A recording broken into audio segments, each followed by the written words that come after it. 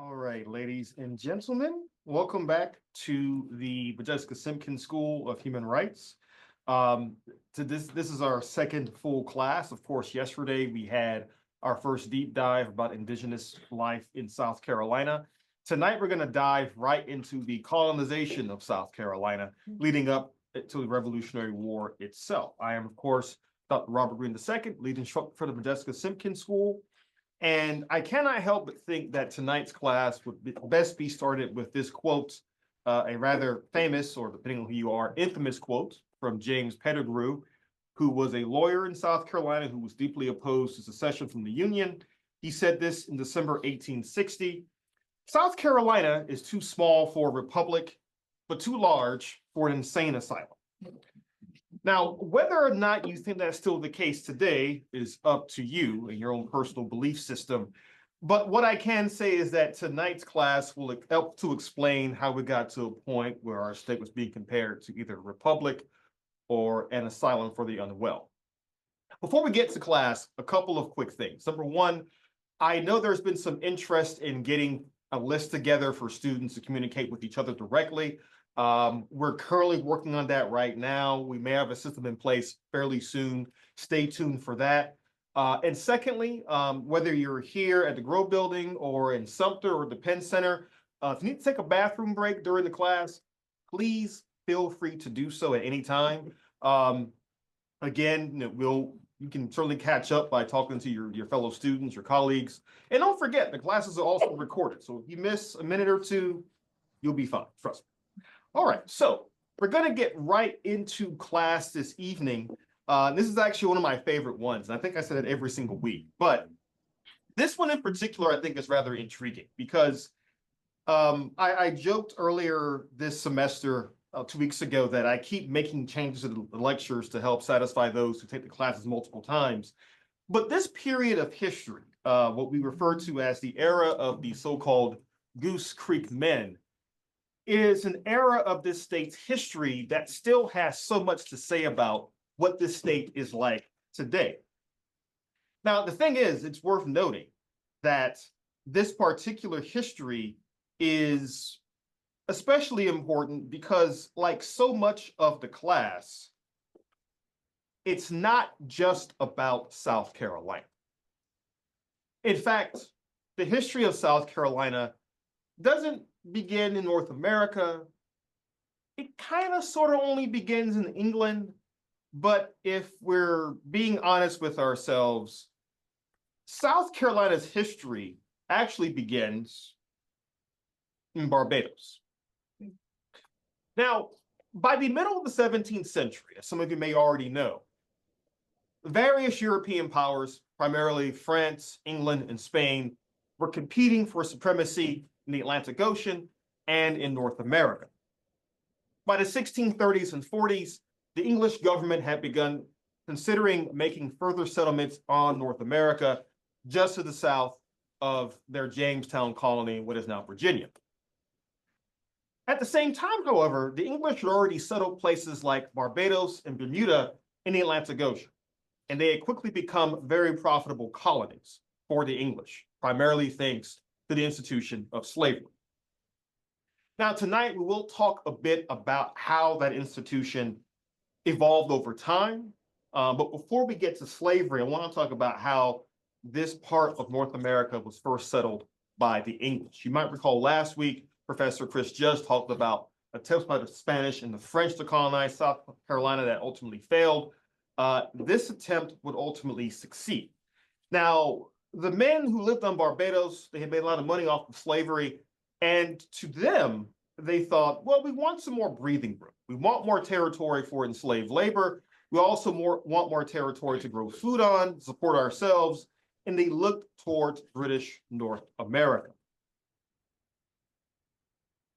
And as you see this map right here, by the 1660s, the English had begun to really think deeply about forming what they refer to as Carolina colony. Now, keep in mind, by the 1660s, the English were in Virginia in the north, and the Spanish were in Florida to the south. This is really important because from the get-go, the colony of Carolina would have to deal with, of course, the indigenous populations living within Carolina Colony, but also the threat of Spanish invasion from the south and French invasion from the west. We'll talk about that in just a moment.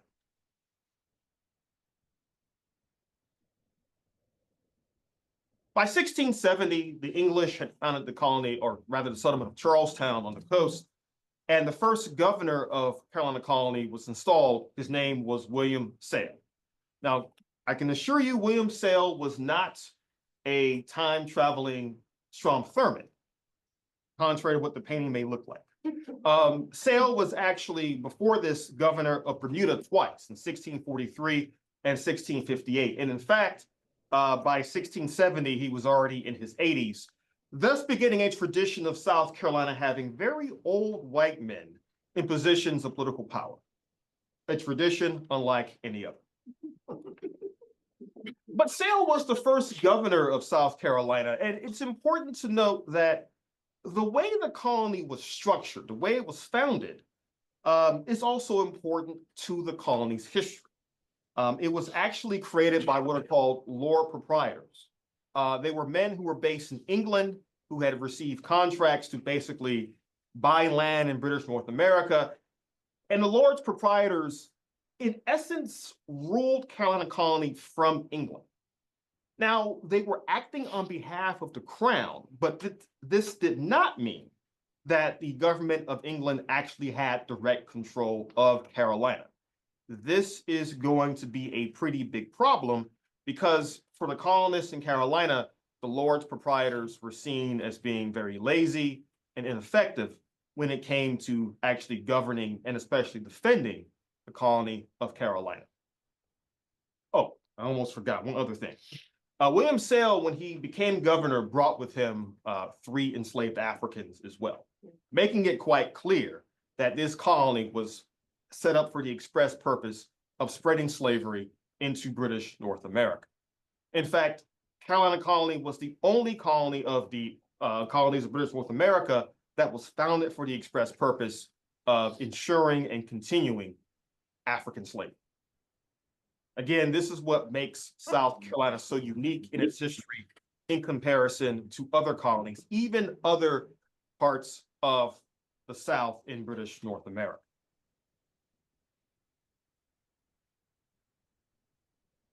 Now, again, I want to make it clear that from the very beginning, South Carolina had serious political issues. The biggest one, of course, being at the time it was founding, the divide between the lords proprietors on the one hand and the actual settlers on the other. Now, the wealthiest of those settlers who came in from Barbados and Bermuda were referred to as the Goose Creek men.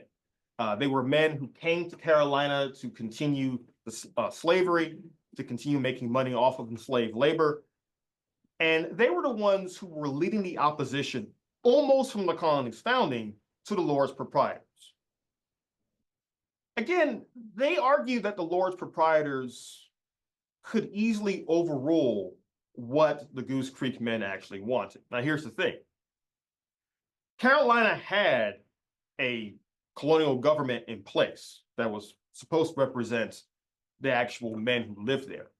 But the way the colony was founded, the lords proprietors could overrule that government at any time and essentially say, it's either our way or the highway.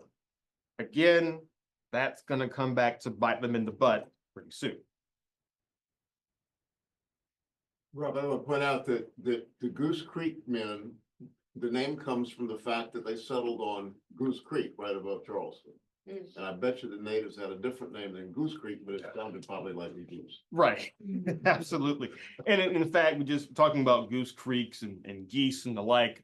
Some of you may have seen there's a picture going around the internet now of a bald eagle attacking Canadian goose, and the goose actually winning. So take that symbolism for what you will. I definitely digress on that one. Okay. Now, here's where we get to the biting in the butt parts of tonight's class, at least for the lords proprietors. Now, I mentioned a moment ago that South Carolina was situated between Virginia, ruled by England, in the north, and Florida ruled by Spain in the south. In the 17th and early 18th centuries, there were a series of wars amongst the major powers of Europe, not just for supremacy in Europe, but also for supremacy in the Americas as well. And if this was a different class, I could go into detail about some of these conflicts. It's actually extraordinary to consider how these European nations were fighting each other almost decade after decade after decade, over and over and over again. But by the early 18th century, these wars had spilled into North America itself. One of them was Queen Anne's War, as it's referred to in North America.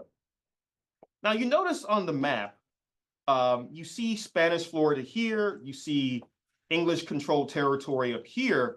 During Queen Anne's War, the Spanish and the French actually tried to invade South Carolina. In fact, they launched an expedition called the Lefebvre Expedition in 1706, which tried to attack Charlestown directly. If it had succeeded, it would have likely destroyed the entire colony. But for a number of reasons, most notably bad logistics, poor planning on the part of the French and the Spanish, the actual expedition and invasion of Charlestown failed. Still, this told the people living in South Carolina that they could not depend on the Lords Proprietors for help and assistance, because during Queen Anne's War, many of the settlers in South Carolina argued that the Lords Proprietors had done a very poor job in planning defenses outside of Charlestown to repel any future invasions.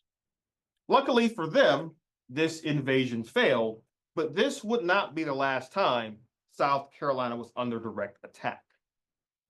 By the way, this map dates from 1733, so it's a bit after these events.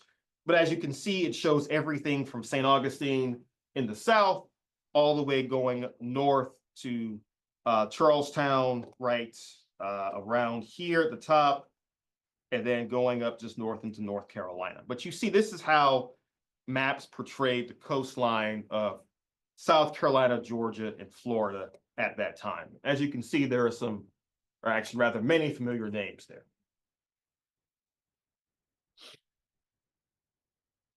Now, Professor Judge mentioned the Yamasee War last week, but it's worth coming back to this today because this was the second time someone tried to invade Charlestown. Now, the Yamasee, as Professor Judge mentioned on our last class, had assembled an alliance of indigenous tribes to attack Carolina Colony. And they came very close to destroying Charlestown itself in 1715. Ultimately, that attack was also repulsed. But this time, the settlers were fed up with the Lords Proprietors because they blamed them in large part for the near destruction of South Carolina. Again, between this and what happened a decade before, it was quite clear that South Carolina was under serious threat from the Spanish to their south, and at some cases, the French to their west. But most notably, it was indigenous tribes that presented the most direct threat to Carolina Colony. So the folks living in South Carolina did what many South Carolinians do best. They rebelled in what is called the bloodless coup, or the Revolution of 1719. Now, to make a very long story short, the then governor of South Carolina found himself in an interesting situation. He knew that discontent had been growing during and after the Yamasee War, but he had hoped that things would finally blow over. That was not the case. In fact, the settlers of South Carolina had written a letter to the Lords Proprietors back in London that they had received in 1719. The Lords Proprietors basically tried to ignore the letter and say, oh, no, everything's fine in South Carolina. However, it was very difficult to say things were fine when the militia of South Carolina basically told the governor he was no longer in control. And the militia and the members of the state legislature named Colonel James Moore Jr., a veteran of the Yamasee War, to be the new governor of South Carolina. So yes, this was a bloodless coup. No one was killed during the coup, but South Carolina switched from having a proprietary government to a royal government, i.e. under direct control from Great Britain in 1719 via this bloodless coup. Now, I want to be very clear about this. All direct control meant was that the British government had some say in terms of who was in control, but in the early to mid 18th century, London was largely hands off with the British North American colonies. They let them elect their own governors, their own state governments, etc. Spoiler alert, that's going to change by the 1760s and 70s for reasons that you might already know about. By the way, this is a map of what the colony looked like in terms of English settlement by 1760. And I want to really emphasize this because until the 1760s, most of the white settlers and their enslaved Africans lived in and around the coastline, as you can see here. There wasn't much deep penetration into the interior of South Carolina at that time. In fact, you can see some of the sparse settlements here that kind of lead up into the state. Now, again, the map makes it look as though this area is uninhabited. It wasn't. The indigenous peoples lived there. Some enslaved Africans may have made it up through there as well. But this is what the colony looked like in 1760. Again, the English claimed most of this territory, but only some of it was actually populated by the English and their enslaved Africans.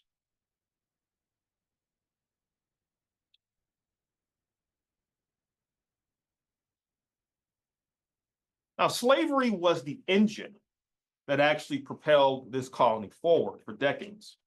And as Professor Judge mentioned on last week's class, there were not one, but two slave trades going on in South Carolina in the early to mid 18th century. One, of course, involved the indigenous population. The other one involved, of course, Africans. Now, by the 18th century, what you're seeing is that they're transitioning from using both indigenous and African labor to primarily African labor. But I want you all to take a look at the advertisement that is on the screen here. This is from a Charleston newspaper, I want to say around 1770 or thereabouts. And as you can see here, the advertisement says the following. To be sold on board the ship Mansland on Tuesday, the 6th of May next at Ashley Ferry, a choice cargo of about 250 fine, healthy Negroes just arrived from the Windward and Rice coast. Now, I want to stop there for a second. Can anybody tell me, why would it matter where the enslaved are being brought from? Why would you mention in your advertisement they're from the Windward and Rice coast? Tells you that they know how to cultivate rice. They know how to cultivate rice, exactly. Now, this is something I always tell my students at Claflin, and I want everyone in this class to know this too. Never, ever think of enslaved Africans, or for that matter, enslaved indigenous peoples, as unskilled labor. That could not be further from the truth. Both the indigenous peoples and Africans alike brought with them engineering know-how, medicinal know-how, so on and so forth. That was part of the reason they were enslaved. They had certain skills that were incredibly valuable to Europeans throughout the Western Hemisphere. In addition, if you look at the rest of the ad, it says, the utmost care has already been taken and shall be continued to keep them free from the least danger of being infected with the smallpox. No boat having been on board and all other communication with people from Charlestown prevented. So they're also making it clear that these folks, they're trying to make sure they don't get smallpox, trying to keep the potential for an outbreak as low as possible. And they're also making it clear that these people, again, are healthy. They're ready to work as soon as they are purchased.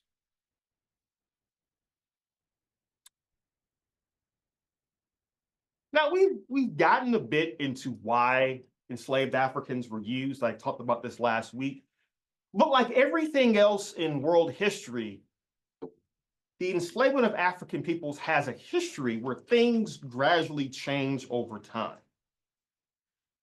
Now, I know folks on Zoom and in the room are looking at this blob of text and thinking, what in the world is this?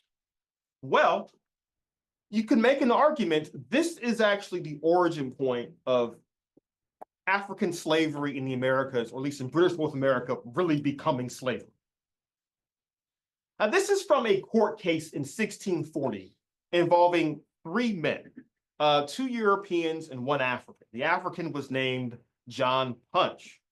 This is from the Virginia court minutes in 1640. Listen very carefully. Whereas Hugh Gwynn hath by order from this board brought back from Maryland, so this is occurring in Virginia and Maryland, three servants formerly run away from the said Gwynn. Now, Gwynn was the owner of these three men. The court doth therefore order that the three servants shall receive the punishment of whipping and have 30 stripes apiece. So the three servants, three men who were on trial here for escaping from Hugh Gwynn, are initially going to receive the same punishment, at least initially. One called Victor, a Dutchman, the other a Scotchman called James Gregory, shall first serve out their times with their master according to their indentured servitude, and 1 whole year apiece after the time of their service is expired by their said indentures in recompense of his loss sustained by their absence. And after that service, their said masters expired to serve the colony for 3 whole years apiece. I'm going to pause here for a second. Throughout British North America, in the 17th century at least, a good bit of the labor was actually being done by indentured servants who would be brought to British North America, to Maryland, to Virginia, places like that. They worked for a few years and then they received their freedom. Now, these men, again, are European. One's from the Netherlands, the other one's from Scotland. So that's what they get. They have to serve out their times with their master and then have a year added to that and then serve the colony for 3 years after that. And that's a pretty tough punishment. But then here's the punishment for the one African who ran away, John Punch, in that the third, being a Negro named John Punch, shall serve his said master or his assigns for the time of his natural life here or elsewhere. So the punishments for the 2 European men were bad enough. But the one African has to be a servant or really an enslaved person for the rest of his natural life. What you're already seeing in the mid-17th century is that in British North America, the court system is starting to make a distinction amongst indentured servants between those who are European in origin and those who are African in origin. Now, again, it didn't have to go like this. We have evidence that there were Africans who lived in the Virginia colony, for example, who owned land, who purchased more land, some who even owned enslaved Africans themselves. There were some who actually married English women. They were part of the working class of the Virginia colony. But by the end of the 17th century, most of that is virtually gone. Because what you're seeing in Virginia colony and elsewhere in British North America is that more and more people were tying enslavement and the status of slavery to skin color. And there were a number of reasons for this. I mentioned last week that a big driver of slavery of the African peoples was the viewpoint amongst Europeans that they certainly weren't Christian. Part of this, of course, was the so-called curse of Ham, taken from the Bible. This idea that the sons of Ham, who was the son of Noah in the Bible, were cursed with black skin color. So the assumption was that they were from Africa, they were part of this curse, so they deserved to be enslaved. Now, as a historian, I always tell my students, you never want to take contemporary beliefs, contemporary ideas, and apply them to folks in the past, to criticize what they did back then. In part because you don't have to. There are people back then who were saying these things were wrong. First off, I don't know, the enslaved themselves probably thought slavery was a bad idea. But there were also Europeans in the 17th century saying this is a bad idea. Robert Boyle, an English theologian, wrote a book called Experiments and Considerations Touching Colors, which is basically his way of saying this idea of skin color distinguishing people doesn't make any sense. It's just color. Again, this is an argument from the 17th century. That is not new. Still, other theologians across Europe were expressing deep concerns about the issue of African slavery. Among those is a good friend of the school who was mentioned last week, Bartolome de las Casas. Now, this is the man who last week we said was the one who criticized the enslavement of indigenous peoples and said, we should use Africans instead. Close to the end of his life, de las Casas realized he had gotten that wrong too. And he said, quote, "It is unjust to enslave Negroes as it is to enslave Indians, and for the same reason." He says this in 1566. So while we often trace the beginnings of opposition to slavery in, say, the 18th century with the Enlightenment and the Revolutionary era, you have Europeans centuries before that saying the enslavement of Africans is wrong. The enslavement of Africans is unjust. However, for other Europeans, for certainly those nations in Europe, slavery was too valuable to their systems of trade, commerce, diplomacy, and warfare to be quickly discarded.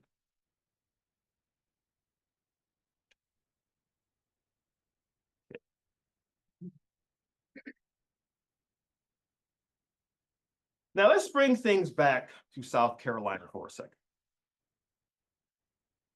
As I mentioned before, South Carolina was founded for the express purpose of spreading slavery in British North America. The demographics of the state clearly show this. By 1715, about 60% of the population of this colony was Black. 60%. That is an outlier amongst British North America, although it fits in quite nicely with colonies in the Caribbean and colonies in South America. This wouldn't have been out of the norm for those colonies. But for British North America, this is extraordinary. Now, the thing about slavery in British North America is that it was in all of these colonies, all of them, not just South Carolina. For example, the two cities that had the largest enslaved populations at this time were Charleston, or at least in British North America, were Charleston, and right behind it was New York City.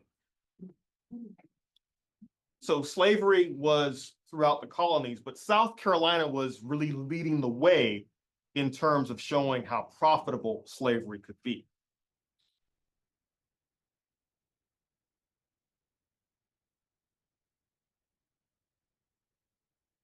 However, the people living in South Carolina always had one fear in the back of their minds: the fear of slave revolt. Now, by 1739, there had been several attempts at slave revolts throughout British North America. Just mentioned New York. New York would actually see two attempts, one in 1712 and one in the 1740s. Other colonies across the Western Hemisphere also had to deal with the threat of slave revolt at all times. This threat finally hit South Carolina with full force in 1739, what is known as the Stono Rebellion.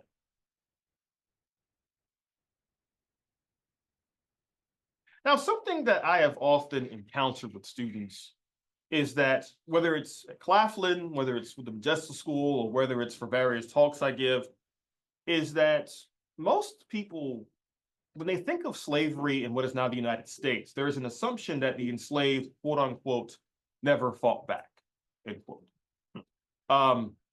I can assure you that was absolute nonsense.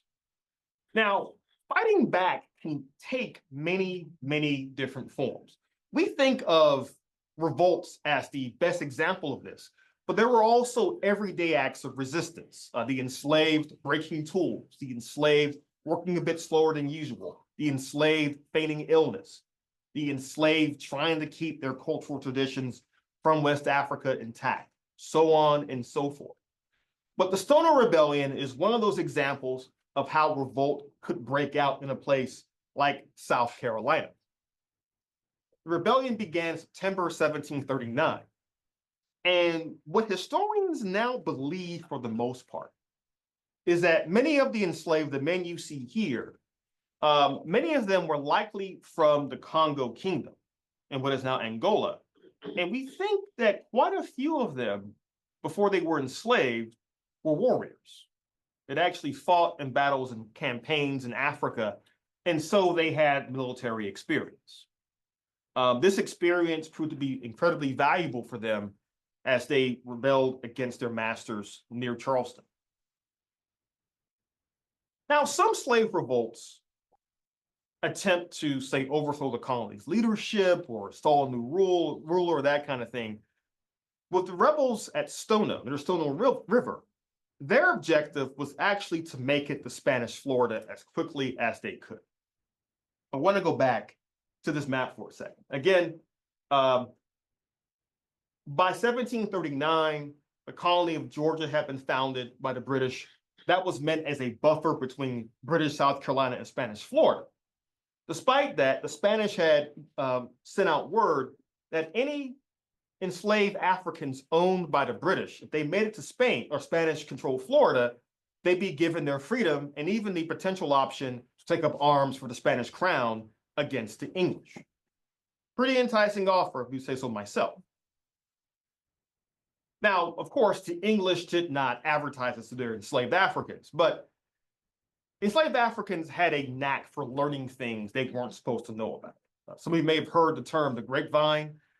This is where that originates from, this idea that the enslaved would hear about opportunities for freedom that they were not supposed to hear about. And this is one example of that.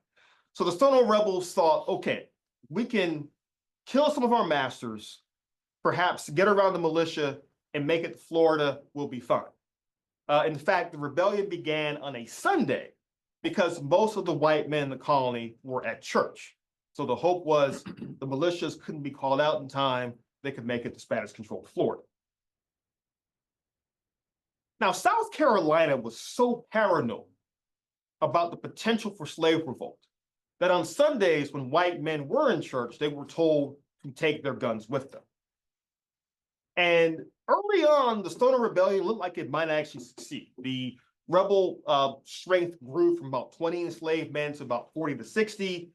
They had killed a few white men on the route to Florida, but they were eventually caught by the royal governor, and most of them were executed afterward. Now, this was one, but not the only attempt at a revolt here in South Carolina. We'll discuss more of those in a moment. And there is, of course, a marker now that commemorates the Stono Rebellion. And the thing about the rebellion that is worth noting, again, it mentions this is the largest slave insurrection in British North America. Began September 9th, 1739. But what this does is that it causes the colonial government to think about how do we make sure this never, ever, ever happens again? So they pass the Negro Act of 1740. Now, the Negro Act stays in place until 1865, the end of the American Civil War. And the Negro Act did several things. Most notably, it made sure that the teaching of Africans how to read or write was expressly forbidden under colonial law. Also, it was legal for enslaved Africans to assemble in groups beyond 4 or 5 people, or to raise their own food or make their own money. Now, the latter law about raising food or money, many enslaved Africans got around that, various methods. But the biggest 2 parts of the Negro Act were prohibiting reading and writing, or learning how to read and write, and also assembling in large groups. Now, this Negro Act also matched other laws that were being passed throughout the British North American colonies during the early to mid 18th century, because again, there was this constant fear of slave revolt, not only throughout the British-owned colonies, but throughout the entire Western Hemisphere.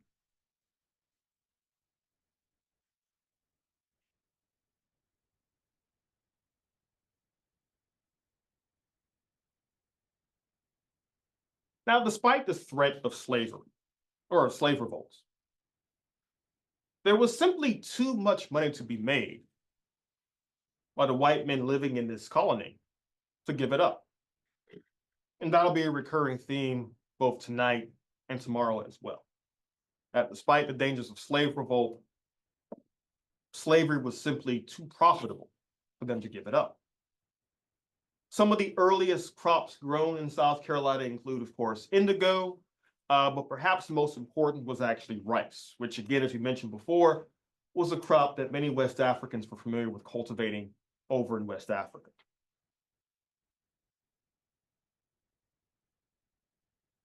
Now, this is actually what makes South Carolina such a profitable colony. It's cultivation and growing of rice in the 18th and 19th centuries. And of course, cotton will come along much later. We'll talk about that some next week. But in the 18th century, it's primarily rice that is really a big driver of the Carolina colony's economy.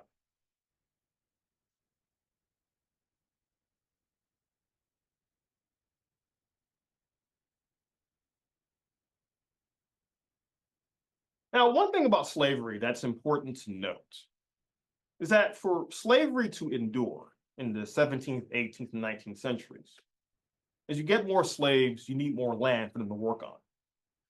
And really, as we move deeper into the 18th century, more and more farmers, planters living in the Low Country are thinking, you know what, we should start looking further inland for more land. At the same time, white farmers who do not have slaves are also saying, we don't want to compete with enslaved labor. Where do we go to have a fresh start? We move into what we now call the Midlands, or even as far north as the upstate. And so what you're going to see throughout this time period in the 18th century is really a cleaving between the minority of slaveholders who are incredibly wealthy, making a lot of money, living near Charlestown, and poorer white farmers who cannot yet afford slaves and who are deciding to move into the Midlands to get away from enslaved labor. Now, again, this is also a problem all across the colonies. For example, in New York in the 1740s, the governor there is saying, we're seeing more and more discontent from white workers who are competing with enslaved labor all over the colony. Sounds very familiar. Like black jobs, huh? I know you said it, not me. I'm not going to get into the black jobs controversy. I have many thoughts about that, which we don't have enough time for tonight. I'm doing my black job right now. I can tell you that. But to your point, though, this is again how we're seeing some themes in American history beginning to develop. One of those is this idea of how labor relations in American history are often divided by race. In terms of competition between white workers and enslaved labor, later on you'll see between white workers and black workers, so on and so forth. This is really the origin story of all of that. And in South Carolina, the form it takes is poor white farmers going further inland to escape competition from enslaved labor. The problem, of course, is that they can do that for a year, a decade, perhaps even a generation. But sooner or later, the planter class is going to move right next to them and purchase land next to them and drive them further north or west. This is happening in South Carolina. It's happening in North Carolina, Virginia, all over the colonies at this time.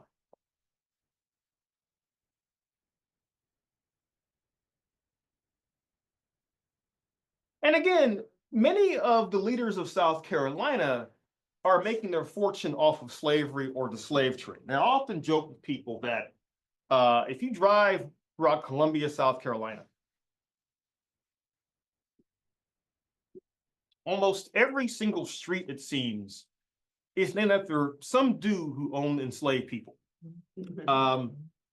Which is, I try to think about that too much when I'm driving through Columbia, because it's just the thing. I mean, I'm from Georgia, so I mean, for goodness sake, we have a Jeff Davis County in Georgia, so I can't say too much. But when you think about South Carolina's early history and the men who were seen as the founding fathers of this colony, you have to include folks like Henry Lawrence, who was a prominent leader of this state in the 18th century, and he made a good bit of his money off of the slave trade. This is a common theme amongst many of the early leaders of this colony going up to the Revolutionary War and beyond. But I want to come back to those folks who are moving into the Midlands and the upstate for a second. Now, in American history, we tend to, especially in K through 12, we tend to start with Jamestown, then we go to Plymouth, and then we go to Virginia, and then we go back to Virginia, then we fast forward to the Revolutionary War. And that all the problems in the colonies begin with the Stamp Act, the Tea Act, so on and so forth. And that's partly true. But in the Carolinas, especially by the 1760s, you're having growing discontent from white farmers because of the lack of law and order in the so-called frontier parts of those states. Again, moving further west. As they move away from Charlestown, what farmers are finding is that, oh, this is surprising. The further away I get from Charlestown, the fewer judges there are, the fewer police officers there are, sheriffs there are. We kind of need some help out here in the frontier wilderness of South Carolina. Now, much of this was actually sparked by the fact that thanks to various conflicts in the 18th century, many of the indigenous peoples who once lived in the upstate and in the Midlands had been displaced further west, Cherokee, the Creek, the Yamasee, etc. But now in the 1760s, those colonists and farmers are arguing for some sort of firmer control by the folks in Charlestown, which leads to what's called the regulator movement in the Carolinas. Both North and South Carolina have this movement, in essence, to have more authority put into the interior of South Carolina. And what you're seeing is that there is a disconnect between the farmers on the frontier and the elite in the low country. This is the second big divide in South Carolina's history. The first one was the Lord's proprietors versus the Goose Creek men. Now in the 18th century, it's the men living in the low country versus the men living in the Midlands and the upstate. Of course, there's a big caveat there. The other big divide is enslaved labor versus their owners. Of course, that is the big, I would say elephant in the room, but it's actually the room itself, if we're being honest. But this regulator movement in the 1760s would culminate with the men in Charlestown giving in to the demands of those involved in this movement. They would assure them that they would make sure that colonial authority was represented in the upstate and the Midlands. They would have more sheriffs working there, more judges there, that sort of thing. By the way, it's interesting to note that one of the leaders of this movement was a man named Patrick Calhoun.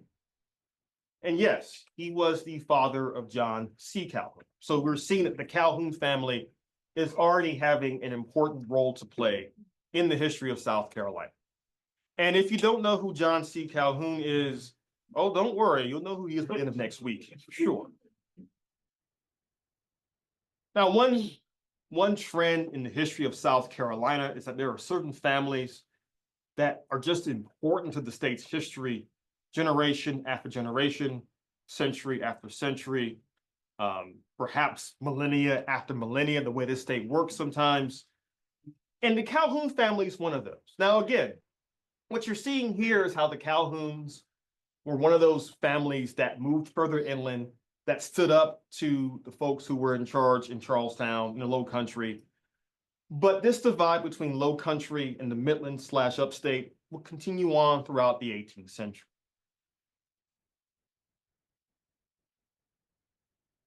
And again, we're talking about how things were changed. One of the things that happens is that the leaders in Charlestown decide to basically redivide the colony into these various districts. So you see you have Charlestown district here, Georgetown district here, Beaufort district to the south, and then you see Orangeburg district right here, Camden district, and then you see 96th district is, all the areas in blue are areas that are quote unquote not settled by Europeans yet. But you're seeing the state or the colony starting to fill up more and more with folks moving in from the low country. Also notice there is not yet a Columbia, South Carolina. We'll talk about that in a moment. Yeah.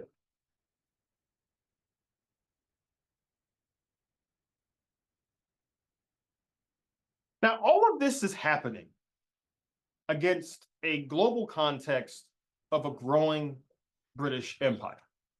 Now, I had mentioned there have been a series of wars throughout the 18th century between the great powers of Europe over who would dominate North America, amongst other things. By the 1760s, of course, Great Britain had won out in these conflicts, and they had acquired a large amount of territory, as you can see here. Everything in the purple or the kind of light pink color that spreads the Mississippi River was under British control by 1763. However, the British did not want their American colonists to move further west because the British recognized that the indigenous peoples did not exactly sign off on this land belonging to Great Britain. To avoid further conflict, the British told their colonists, hey, look, you cannot move beyond this line right here, which is the boundaries of the Appalachian Mountains. Now, American colonists were angered by this. When they fought in the French and Indian War a decade before, many American colonists were told, if you fight in this war and the British government wins this war, you'll be able to get land out west. Among those who made money off of land speculation out west were folks like George Washington. When the war came to an end, the British said, oh, you know about that land we promised you? Never mind. And so between that and the British having to keep a garrison in North America of soldiers, there was a lot of discontent on both sides of the Atlantic. The British had just fought these series of wars. They did not want to pay for a large standing army thousands of miles away, but they felt they had no choice to dissuade from the potential for another conflict between them and the indigenous peoples in North America. To pay for this, they decided to begin taxing the colonists directly. After all, the British government argued, this is for your protection. We're trying to protect you from the indigenous peoples and from your own stubbornness and wanting to move further west. However, this began another American tradition of disliking taxes. And as the colonists pointed out, they had no direct representation in Parliament in Great Britain. And so to them, they felt that these taxes were deeply unjust.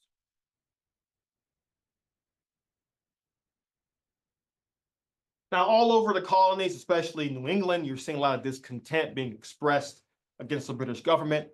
And by 1773, even in South Carolina, you're seeing more and more colonists who are angry with the British government and are expressing their discontent through a variety of methods. For example, Charleston hosted a tea party on December 3rd, 1773, where they, like their counterparts in Boston, threw tea into Charleston Harbor. They kept the tea in Charleston. Oh, that's right. They dumped some of it, they kept most of it, but the point of it, though, was it shows how by the 1770s, everyone in British North America is pretty upset with the British government. They're pretty upset, and they're trying to find a way to communicate their discontent. Also, another thing to point out here, since this is a class about activism, one of the things that they also did, especially in New England, was they would capture British officials and tar and feather them. Now, okay, so, you know, today in the 21st century, we hear this phrase tarring and feathering, and we're thinking, well, how bad can that be? Well, if you have the app HBO Max, if you have access to YouTube, look up the miniseries John Adams. Came out in 2008. It's one of my favorite miniseries because I'm a nerd. It's great. It has Paul Giamatti as John Adams. Trust me, it actually makes a lot more sense than you think. But in one of the early episodes, they actually show you what tarring and feathering was. Now, I would show this in class, except it involves full frontal nudity. And I want to keep things as G-rated as possible. But it shows a man having hot tar being poured on it. And then feathers are poured on him after that. But that's not the most painful part. The most painful part is getting the feathers off afterward. And this was done to British officials repeatedly in the 1760s and 70s. And this is one of the reasons why British officials in London became increasingly outraged with the American colonists. Now, this era of the Revolutionary War, the build up to it, is in many ways a game of chicken between the British government in London and the American colonists in North America, where both sides are trying to show the other side that we are not going to back down. And this gets worse and worse and worse over time. And then in 1775, war breaks out in New England, the battles of Lexington and Concord. Now, it's worth noting that as word spread about those battles in New England across the North American colonies, you start seeing more and more colonists raising militias. You see them starting to send men to join the newly formed Continental Army. And you even have royal governors across the 13 colonies having to flee from their capitals to ships offshore to, quote unquote, govern their colonies. Now, in 1775, most Americans were not yet talking about fighting for independence. What they were saying, however, was that we're going to raise militias, we're going to defend ourselves against the British Army, and then we'll see what happens next. Officials in North America, however, are having to take desperate measures to hold on to power. In Virginia, Lord Dunmore, their royal governor, issues a proclamation late in 1775, which very simply says, if you are an enslaved African who belongs to a master who is in rebellion against the British crown, if you flee the British lines, you be given your freedom. Lord Dunmore's proclamation sends shivers down the spines of many slaveholders throughout the South, because to them, this appears to be the British calling for a full-scale slave revolt in British North America.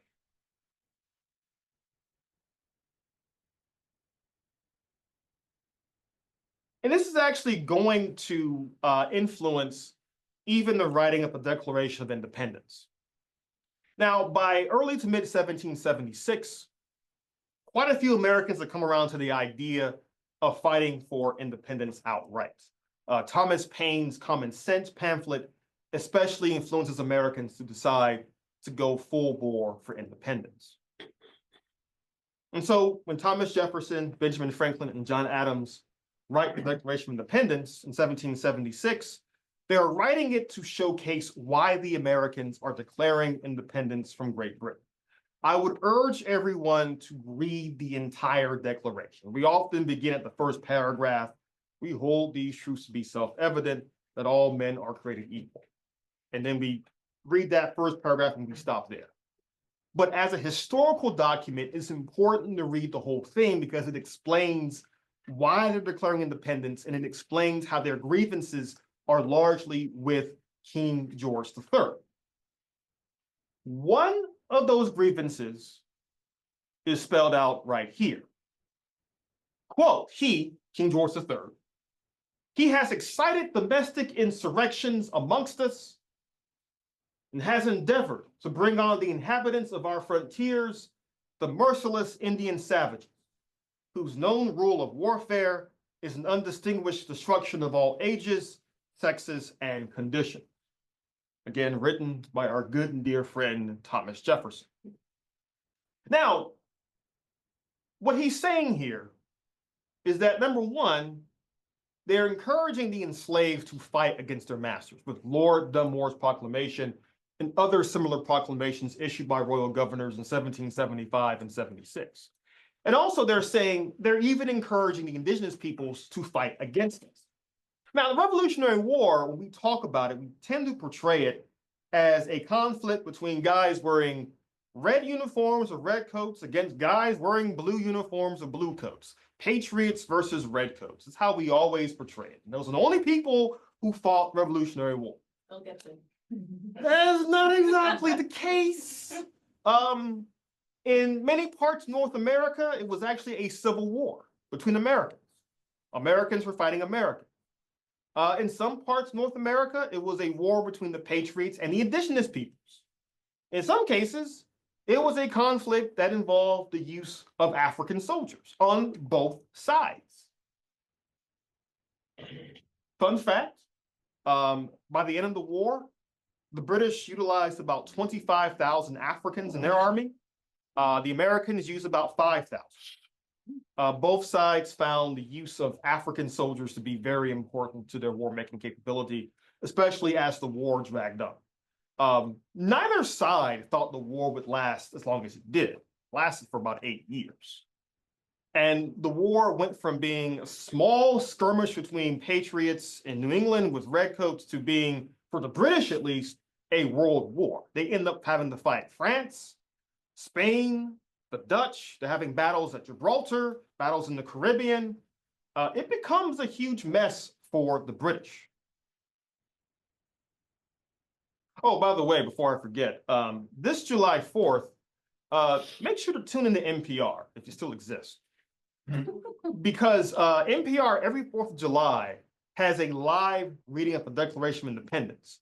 And every single year, they get complaints from listeners who don't realize what they're actually listening to.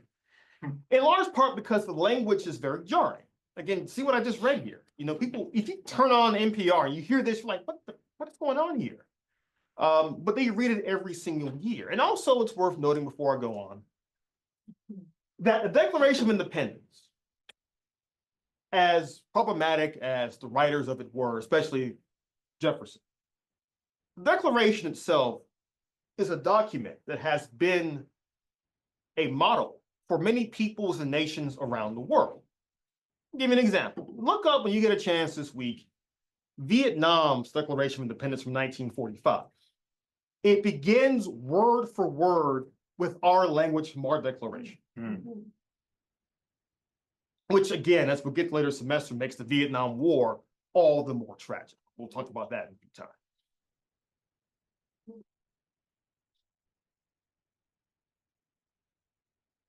Now, next year is going to be the 250th anniversary of the writing and signing of that declaration. And all across the country, you'll have celebrations about what the declaration means, including here in South Carolina. But what's especially important to note about that is that South Carolina became the site, out of all the colonies in North America, the site of the most number of battles during the Revolutionary War. For example, you have battles between the Cherokee Nation and the Americans in the upstate from 1777 to 1778. For the Cherokee and many other indigenous tribes, it was a question of the devil they knew versus the devil they didn't know, or didn't know as well. To them, the British were a known commodity. And they also knew the Americans wanted to expand further west.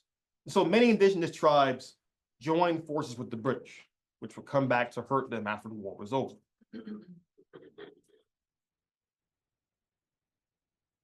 By 1778, the British decide to take the Revolutionary War to the south.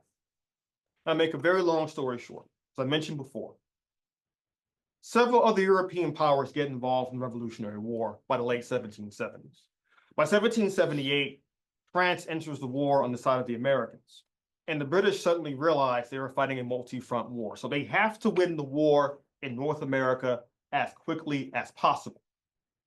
They decide the best way to do that is to pursue what many refer to as a Southern strategy, a term we'll hear more of later this semester for different reasons. But in this context, the British decided that the biggest number of loyalists, those who were loyal to the British government, could be found in the South, in Georgia and the Carolinas especially. So they decide to take a campaign south They would begin by conquering Savannah, which they do in 1778, and then they next take Charleston in a lengthy siege, which results in the near destruction of the American army in the South. Several thousand American soldiers surrender at Charleston, and things look pretty bad for the war effort in South Carolina. However, the British did not count on the fact that South Carolinians would fight a guerrilla war against their army in South Carolina. Now, if you've seen the film The Patriots, I can hear the laughs already. If you've seen that masterpiece of cinema, then you've seen a fictionalized version of what this guerrilla war looked like, right? Mel Gibson plays essentially the Swamp Fox, Francis Marion. You've seen the movie, you know what I'm talking about. 10 out of 10. 10, sure, we can go with it. No, I make fun of that film because The Patriot is an interesting movie in that it shows, remember, Mel Gibson's character is a slave owner. Yeah. And he's like the nicest slave owner in the history of movies, which is saying a lot. It's like, okay, guys, can we, anyway, I'll leave that rant to the side for right now. But what's important, though, is that in real life, the Swamp Fox and his allies are able to harass the British Army throughout South Carolina. And you see some of the battles here. Now, stop me if you've heard this before. An outnumbered and outgunned guerrilla force uses their mastery of the terrain to defeat a larger, better equipped army. Wow. Yeah, that never happens to the Americans ever in our history. But it happened to the British here in 1780 and 81. And actually, this is really important because what ends up happening is that the British Army, which was initially convinced they had conquered South Carolina, is actually forced to retreat out of the state. They eventually get pushed further up north until they are forced to surrender at the Battle of Yorktown in 1781. They had hoped for reinforcements from the British Army in the north or from the British Army in Britain, but the arrival of the French fleet put a stop to all of that. So South Carolina is actually one of the pivotal places of the entire Revolutionary War. If it hadn't been for that guerrilla campaign and eventually victories by the Americans over the British in South Carolina, there is a very good chance the Revolutionary War effort may have collapsed. And today we might have universal health care. But I can't, that's just a joke. That's just a joke. Just kidding. Anyway, all kidding aside, though, this is an example of how South Carolina's history is so pivotal to American and world history because it quite literally changed the course of the Revolutionary War.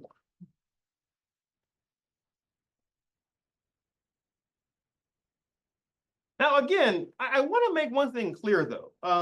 The Revolutionary War was incredibly chaotic throughout the 13 colonies, especially when it came to slavery. Now, there are two periods in American history where slavery was at its most tenuous, so to speak.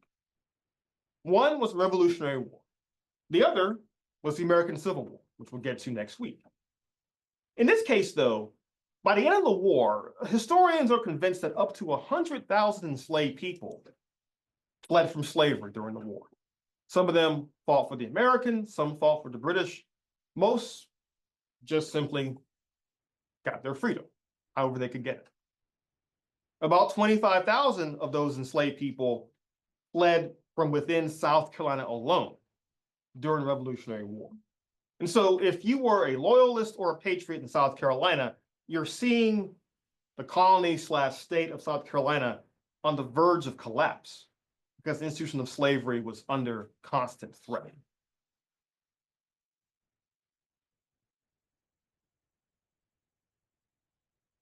Now, we'll talk a bit more about war leaders of the colony during the Revolutionary War, but one I want to point out in particular is Christopher Gadsden.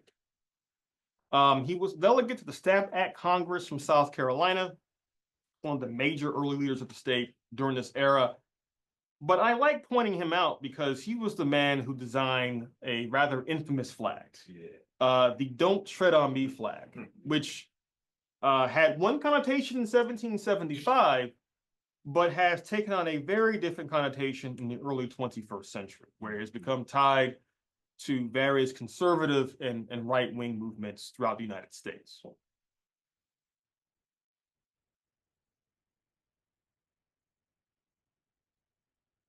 Now, also, it's worth noting that during the Revolution, South Carolina took the lead in terms of A, writing its own state constitution for the first time, and B, also approving what were known as the Articles of Confederation, the first document that really bound together those 13 colonies during the Revolutionary War. Now, I can't help but note the irony that South Carolina took the lead on joining this document and then would be very stubborn with all other national documents after this.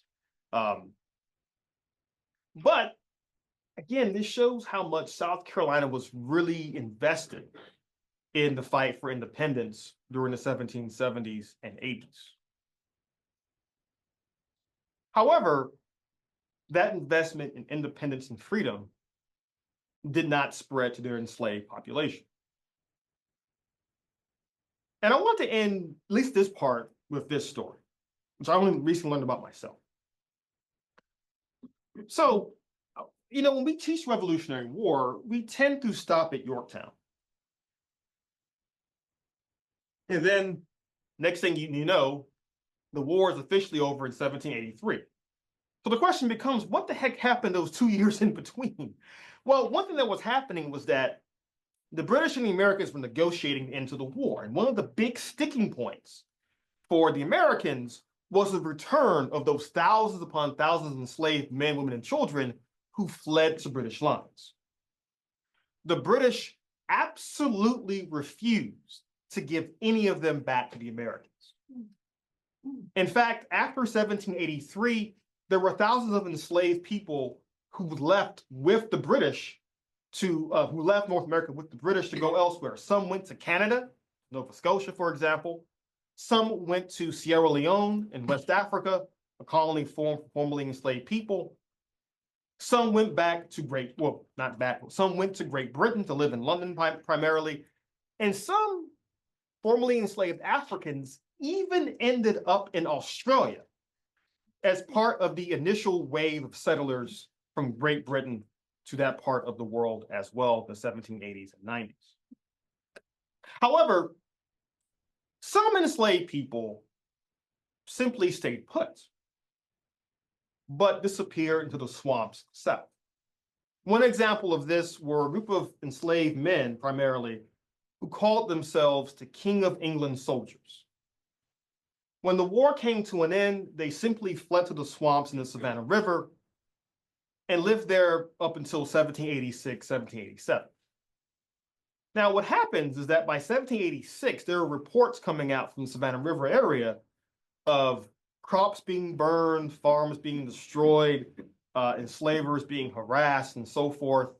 And the governments of both Georgia and South Carolina quickly realized there are formerly enslaved people living in this area who have weapons and are not afraid to use them.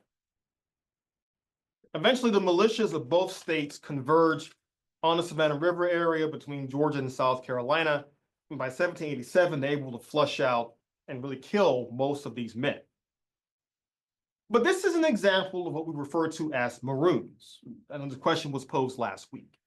Maroons, again, are formerly enslaved people who live in a swamp or a forest or some other area that's hard to navigate. And they live there for weeks, months, if not years, living off the land and living as free as they possibly can be. And this is an early example of that from South Carolina's history, but it will not be the last example of that. Again, notice the date here, 1786, 1787. Okay, so really quickly, I know I have a bit of time left. I want to touch on the beginnings of the early republic of the United States and the influence that this state had on that. This will take a few minutes, and then we will, of course, have time for questions and answers. Okay.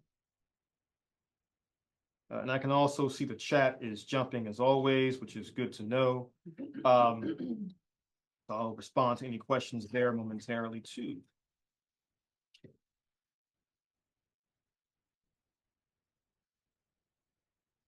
Now, this, of course, is the Denmark Vesey statue in Charleston. And I always like beginning this part of our conversation with this image because in a lot of ways it represents both what South Carolina was and what South Carolina could have been. When one thinks about the histories of slavery, histories of indigenous land dispossession, the histories of poor whites in this state and elsewhere, one should not just think about what they suffered or what they endured. One should also think about what they could have accomplished if they had not been enslaved or dispossessed of their land or forced to live in unbearable conditions. And some people in this state, like Denmark Vesey, tried to do something about it. We'll talk more about him a little bit later on. But for those who are in control at this time, their big concern is making South Carolina from a colony into an actual state.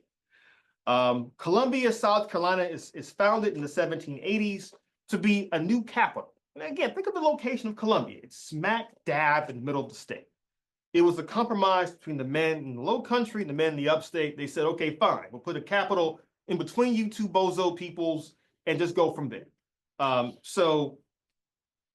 funny thing about that, though, is despite that, in the early years of South Carolina as a state, you often have two government offices, one in Columbia, one in Charleston.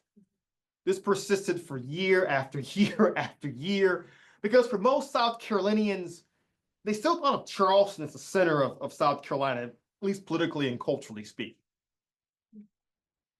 And of course, John Lewis Gervais, the guy who really pushes for this, he's also a delegate to Congress at the end of the Revolutionary War.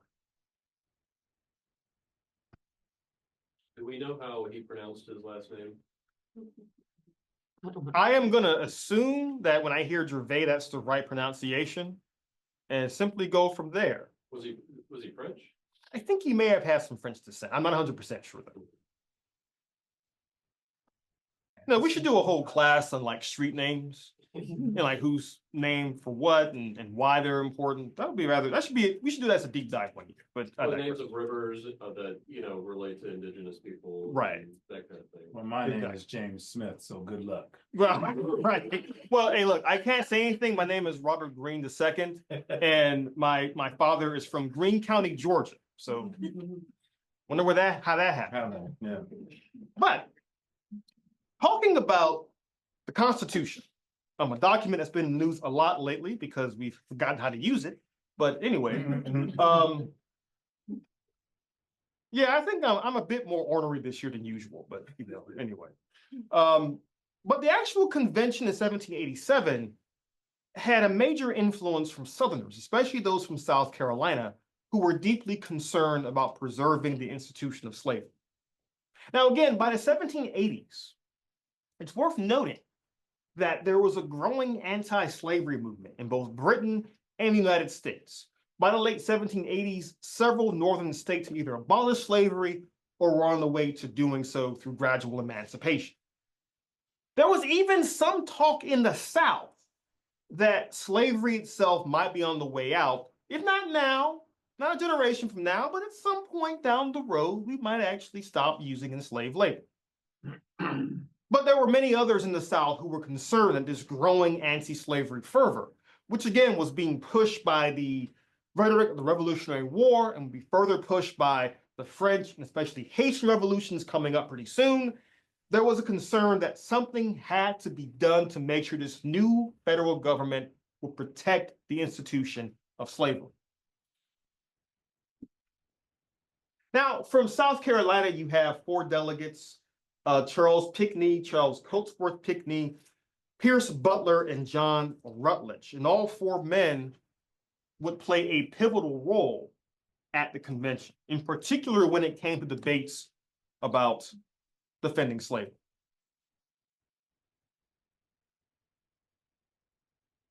Okay. Now, the Pinckneys, of course, in case you're wondering, Charles Pinckney was the cousin of Charles Cotesworth Pinckney.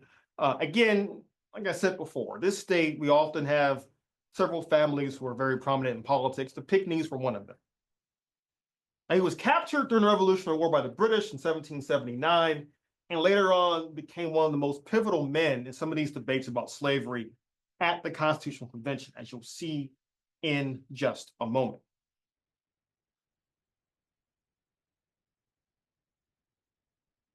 Got Pierce Butler as well, who was another delegate. Now, he was also a major supporter of slavery at the convention, but how he showed his support was rather intriguing in light of what we know about this state's history later on. He was actually a major proponent of a strong central government. His argument was actually very simple.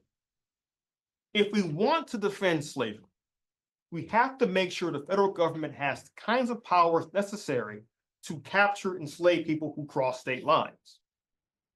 This is going to be part of the Constitution shortly thereafter. And then there was John Rutledge, who was governor of the state during some of the British campaigns throughout South Carolina. He's also a staunch supporter of slavery and a staunch advocate of the southern states at the Constitutional Convention. Now, again, the whole reason the convention is called, by the way, is that in the previous few years, the Articles of Confederation was seen as being too weak to keep the new United States united. The Congress could not really do much in the way of taxation. Each state had its own currency. It was a very chaotic situation. Imagine, for example, traveling to Augusta, Georgia, my hometown, tomorrow. You travel there, you got to convert currency, to buy something there. Imagine how chaotic that would be. Or the various states were making trade deals with other countries on their own, which I think was especially interesting in light of yesterday's conversation about indigenous tribes having foreign trade zones and the like. Now, at the convention, what you see also is talk about ending the slave trade. Many of the Northern delegates are saying we are opposed to slavery, or at least opposed to the expansion of slavery. Let's go ahead and end the slave trade. And the South is saying, wait. We are not ready for that. It becomes one of the major sticking points of the convention. Now, a compromise is reached in large part thanks to Charles Cotesworth Pinckney, the man you see here. The compromise is this. The Constitution laid out that Congress would basically have a hands-off policy on the slave trade for 20 years, and that by 1807, they could come back to the issue. But until then, states that still utilize enslaved labor were welcome to be part of the slave trade.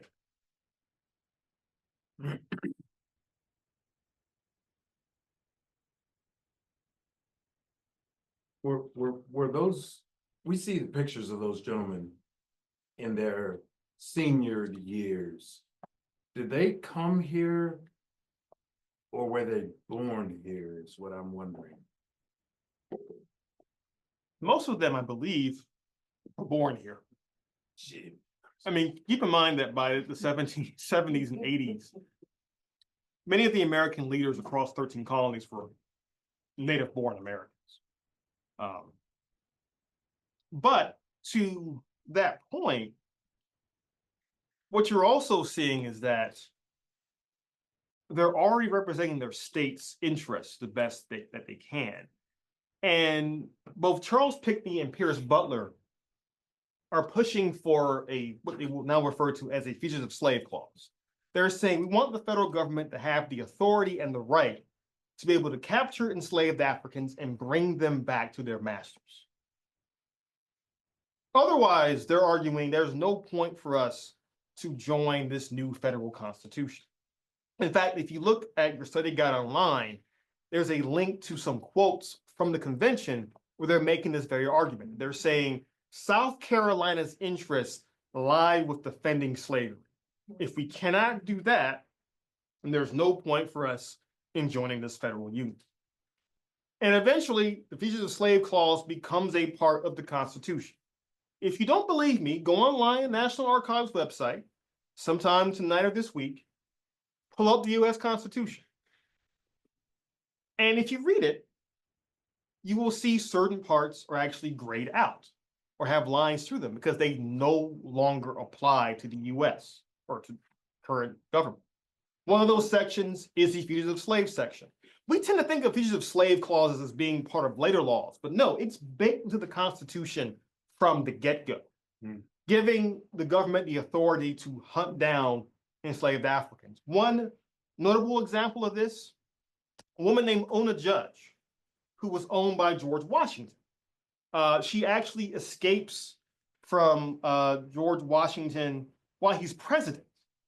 And how this worked was that, as you already probably know, the first capital was in New York, then it moved to Philadelphia.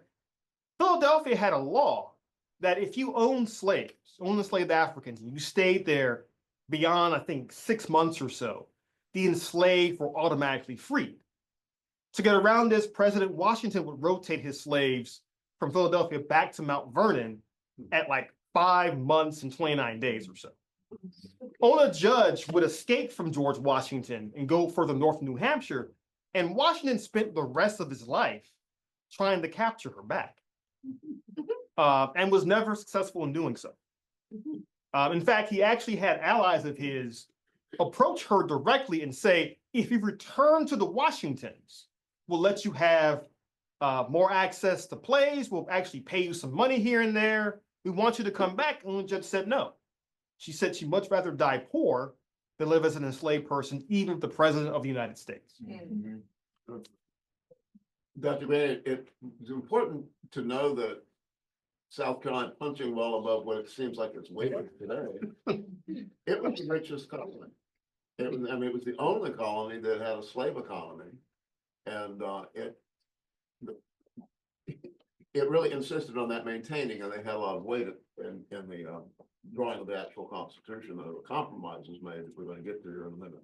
Absolutely. I mean, that wealth is a really important part of South Carolina's history. And again, to kind of point you to how things were changing throughout the United States, these are the states that had already either abolished or about to abolish slavery by 1787.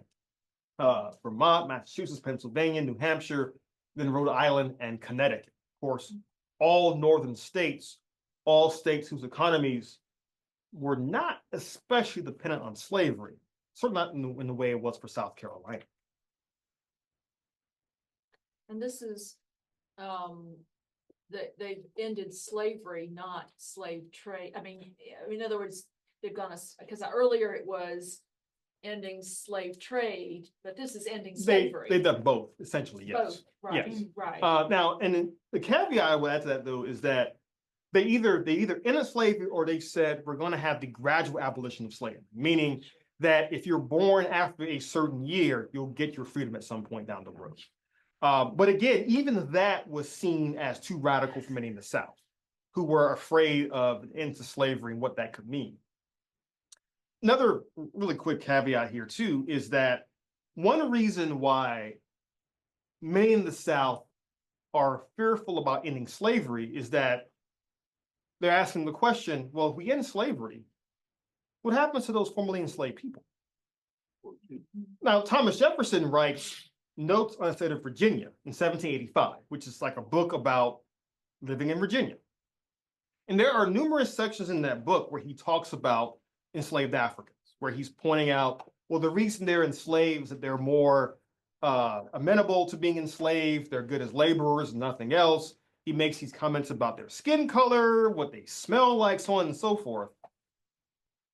But one thing Jefferson also writes this is extraordinary because it's Thomas Jefferson, is that he argues, if we free the enslaved Africans, they might not only kill all of us, I mean, white people, but he also says they would have every right to. He's like, if I were them and I thought about what would have been done to me as an enslaved person, I might want to take revenge too. So there's this deep-seated fear amongst many white Southerners of, if we end slavery, they might just wipe us all out. This is again why the Haitian Revolution is such a big deal when it happens in 1791. And what that compromise that Brett just mentioned, what this also means is that the South pushes for some way to recognize the enslaved in the counting of votes, especially for the Electoral College.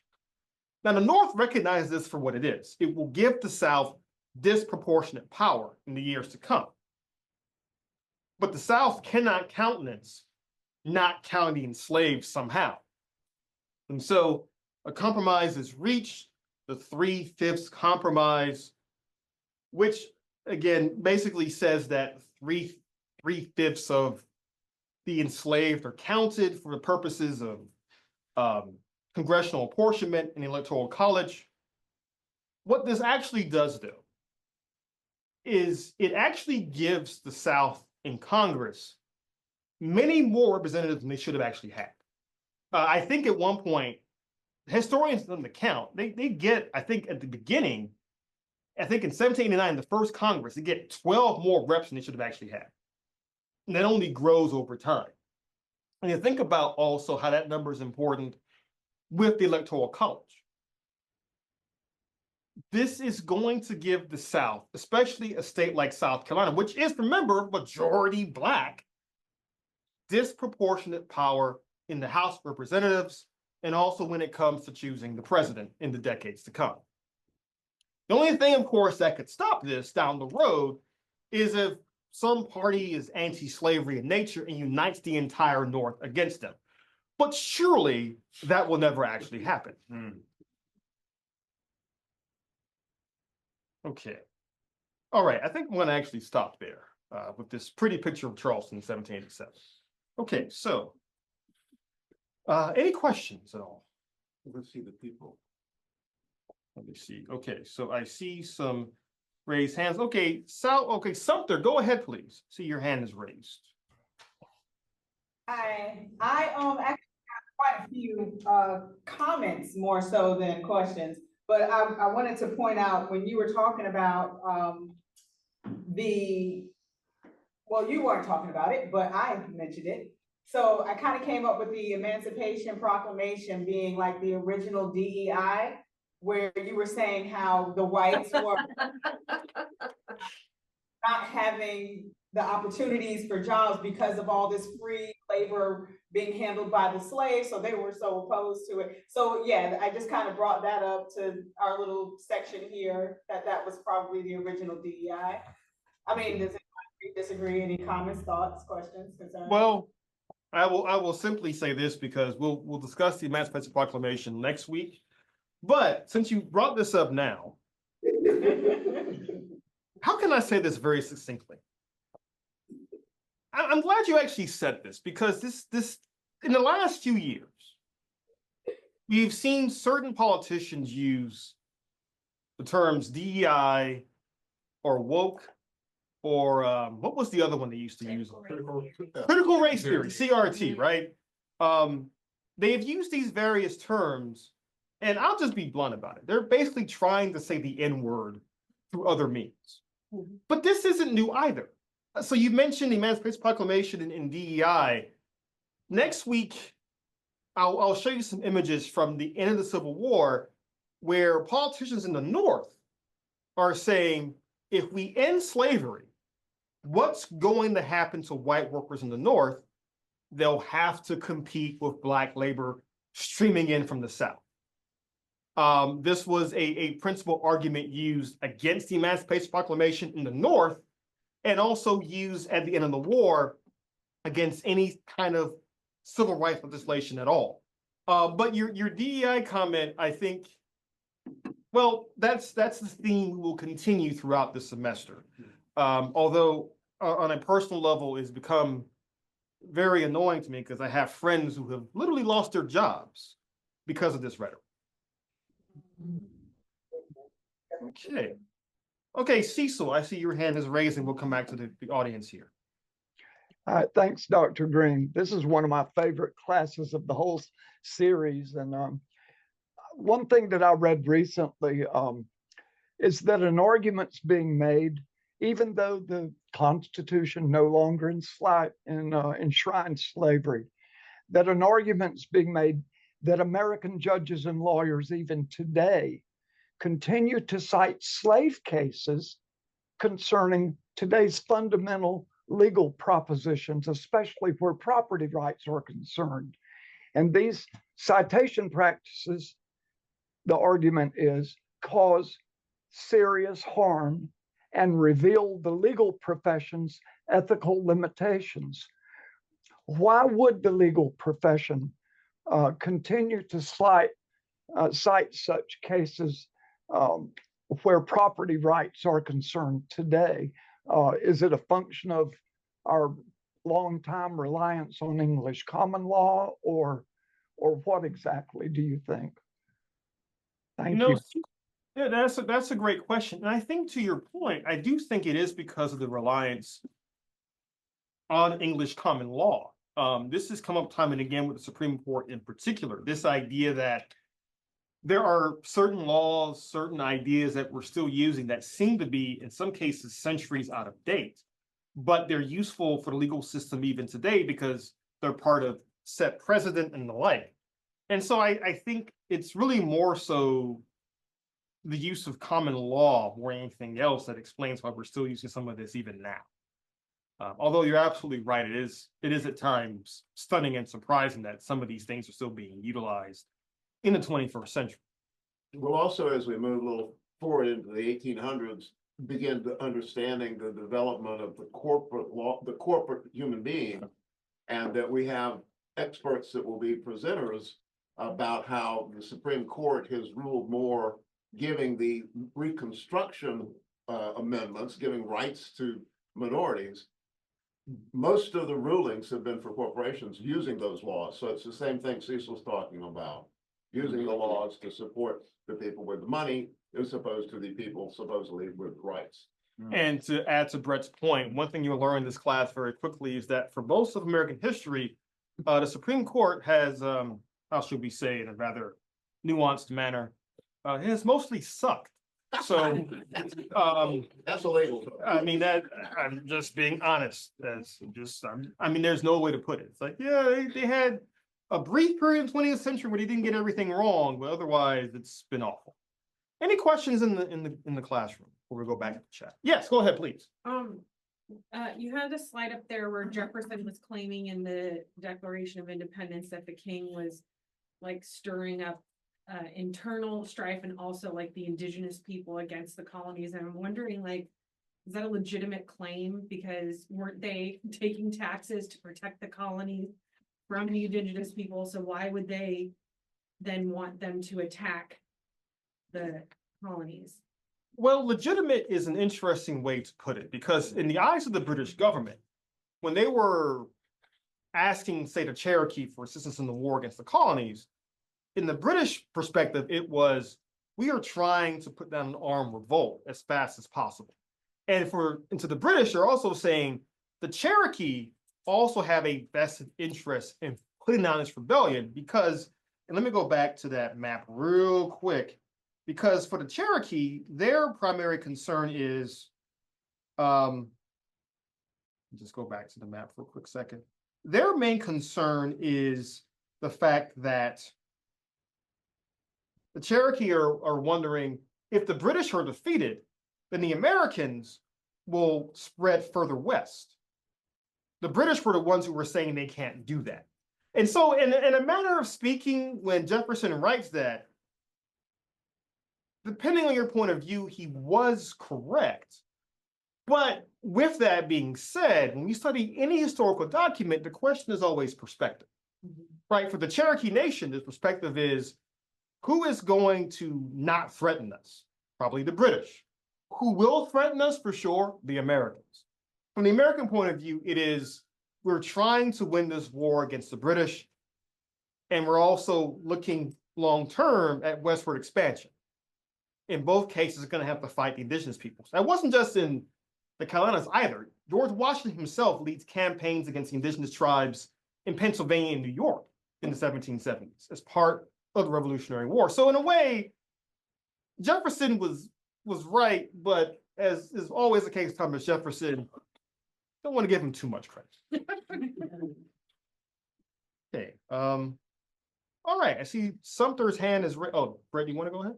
I want to make a point here that will become clearer and clearer as we move through history here, that being against slavery doesn't mean that you're not a white supremacist. That becomes clearer and clearer in the 1850s when the nation is going to war over slavery. And we find these interesting perspectives about white supremacy, white supremacist against slavery. I like how you put it, interesting perspective, but you're absolutely right about that.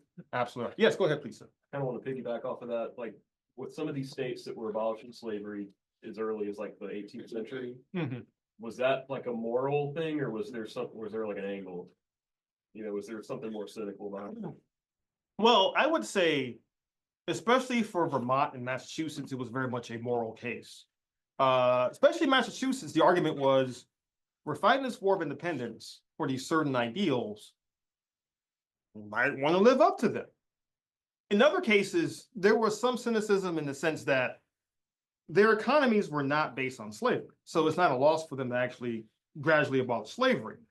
The cynicism also comes in, though, with this idea of gradual abolition, especially in states like New Jersey, for example, where they have enslaved people in their census records until the 1840s and 50s. Because while they abolished slavery, they want to keep the enslaved who are already born in slavery enslaved for as long as possible. So it really depends on the state. Most of them, though, are abolishing slavery because, quite simply, it is no longer useful for them. Their economies are based more on trade, on commerce, on the growing industries and the like. Although, and this is also very important, even Massachusetts cannot completely divorce itself from slavery. For example, when they started forming textile mills in the 19th century, where's that cotton coming from? So, which is a thing that even some abolitionists point out, hey, our goods, our products in the North are still coming from the South. You even have abolitionists who lead campaigns to boycott goods, and they actually have goods that have markings on them saying this was made in an abolitionist shop, that sort of thing. So you even have an early history of boycotts and that kind of thing in the 18th and early 19th century. Yes, Gavin. I was just gonna ask if you could share the source or the title of the thing about Robert Boyle. I can't find it. The scientist who. Okay. I will try to look We for that. can do that. Yes. Oh, sure, definitely. Okay. Yes, go ahead, please, James. I hate to be the one that always pops up but my mouth is big. So based on my comment yesterday, if you heard that and what we're talking about today, maybe this comment should be reserved for later on in the course. But my question or comment is to white men and white people. I hope that we can get together on this and you become an advocate and an ally to the oppressed and the people and the oppression that goes on around this country. Because if you all don't do something about it, we're gonna stay right where we are. It's a work in progress. Question. Yeah. All right, Taisha, go ahead, please. Sir, what you were saying about textile mills and things like that, there's always been a talk that South Carolina is way behind, and I still think that today.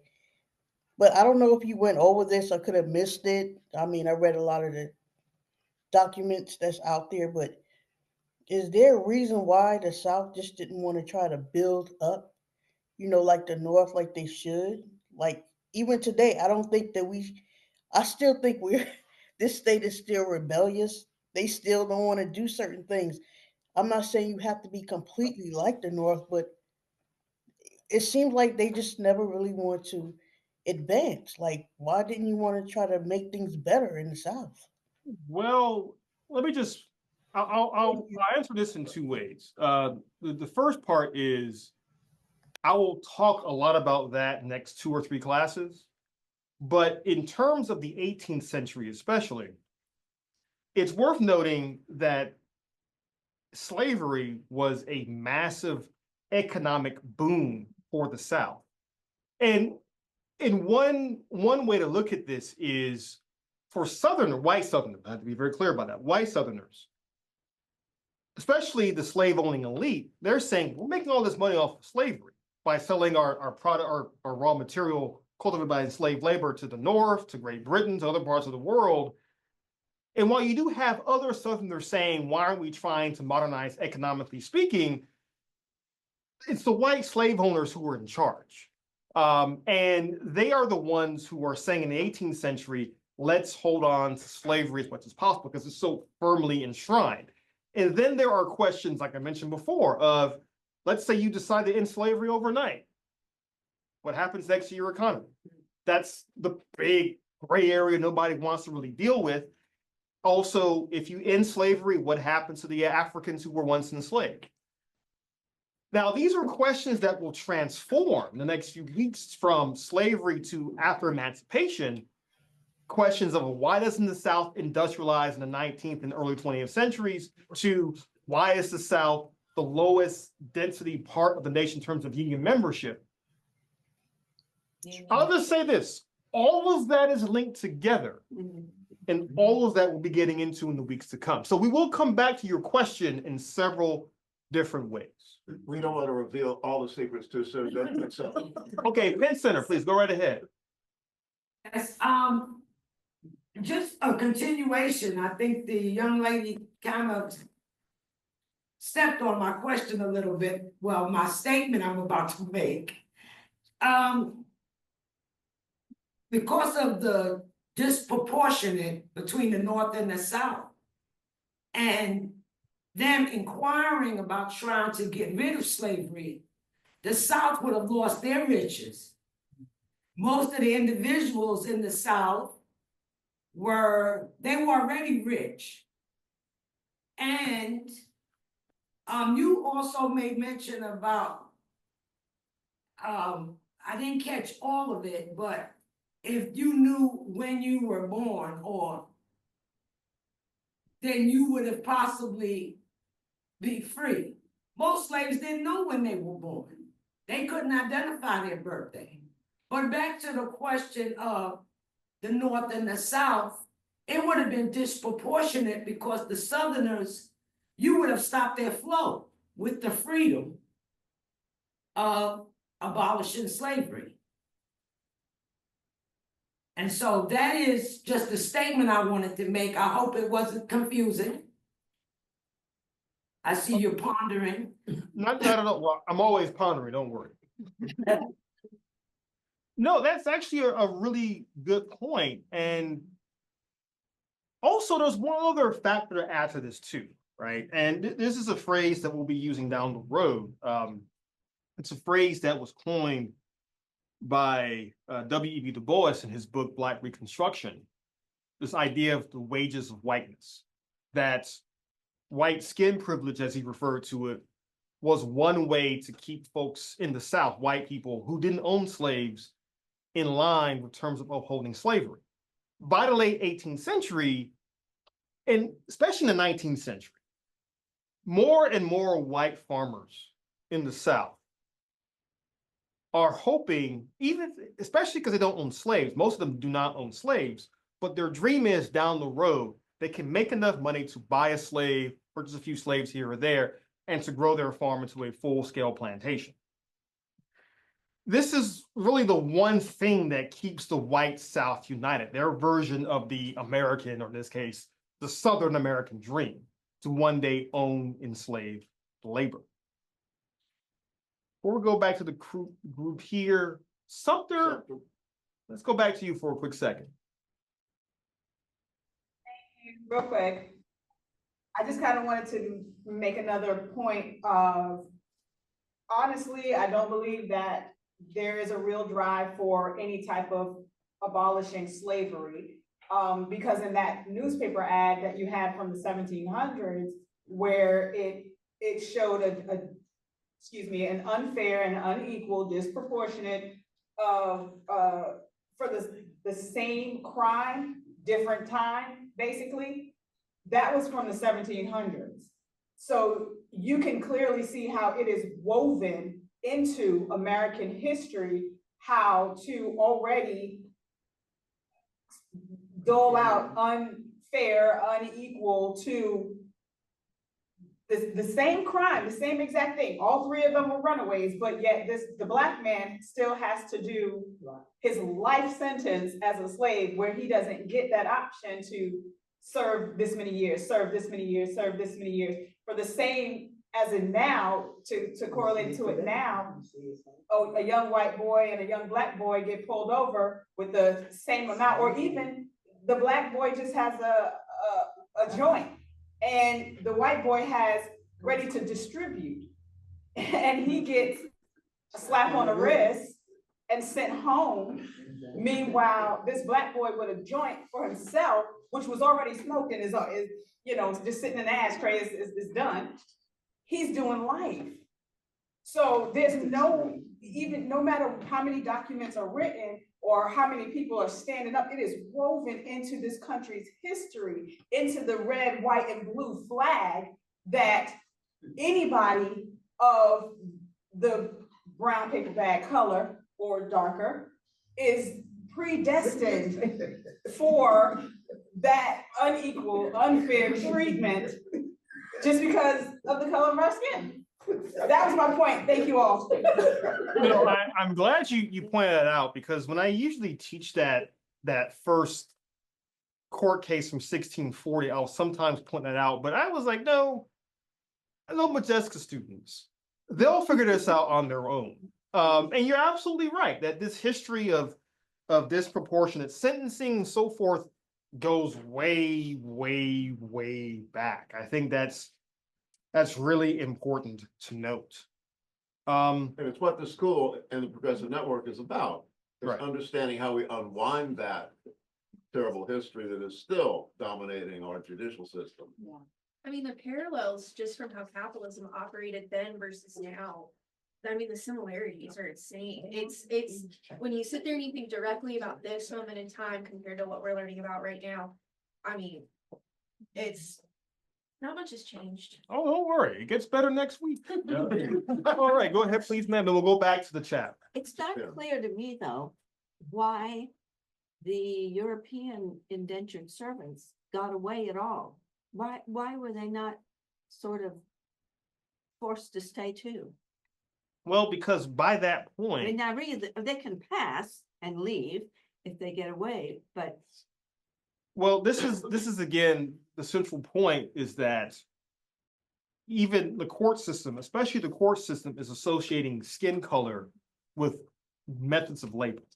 So what they're saying is that, yes, European indentured servants have to be punished. But what they're also saying is that we are starting to regard Africans less as servants and more as slaves. That this institution of slavery, like everything else in history, evolves and changes over time. And that's what you're seeing in the 1640s. But that's, again, a very interesting question, because we tend to think that slavery just starts and looks the same way the entire time. It actually doesn't. It evolves. Okay. Penn Center? No, that's something. Oh, no, there we go. Go ahead. I just wanted to ask about the European British descendants and find out how were they able to own the land in which they inherited?